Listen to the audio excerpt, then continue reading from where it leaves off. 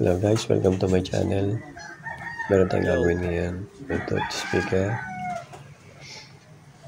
Guys, KTS 1090D. Tagal na ito na stock.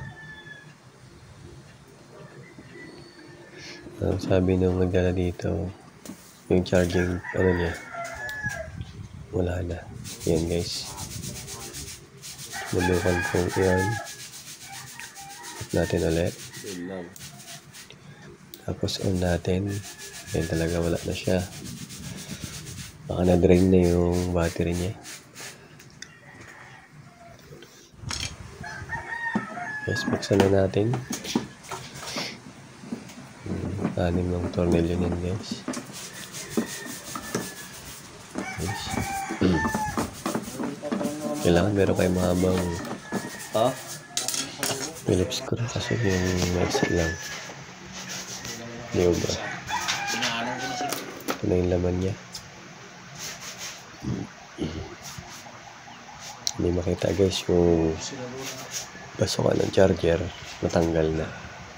Kamaya papakita ko sa inyo. Natanggal na natin itong mga wire niya tsaka yung dalawang screw niya dyan.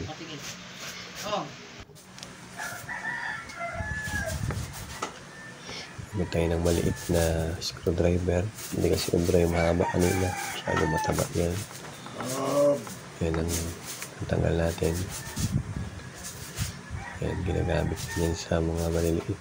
But meron din yan sa online nakakabili niyan.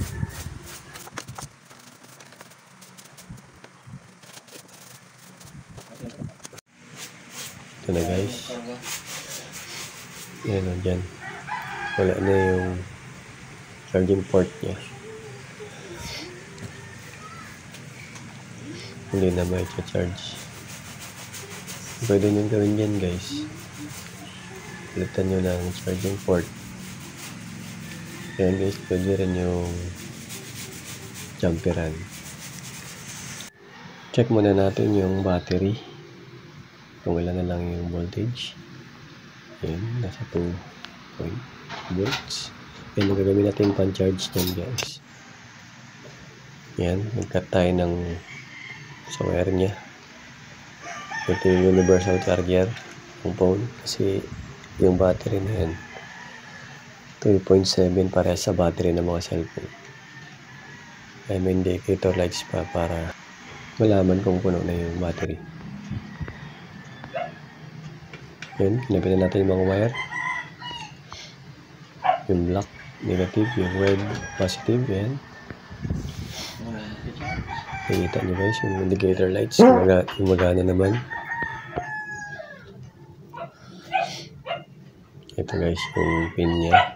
Yung una, negative or ground. Tapos yung katabi niyan, ID. Yung pangatlo, D+, data plus. Yung pang-apat, D negative, data negative. At yung uli, positive 5 volts o VCC. Try natin itong board kung good siya guys. Kasi mga 10 to 15 minutes na rin na-charge yung battery.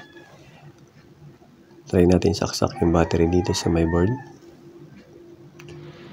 Tapos i-on natin. Yan, naisaksak na natin yung battery. Yung may black and red wire. Yan, i-on na natin. Yun guys, success. Hindi sira yung board. Gagawin na lang natin ay kijamperan natin yung board niya sa likod. Kasi wala tayong pampalit na port charging. Lagyan natin dalawang wire dun sa positive at negative pin niya. Doon natin lalagyan. Ayan guys, okay na yan. Dito nagpaparinig.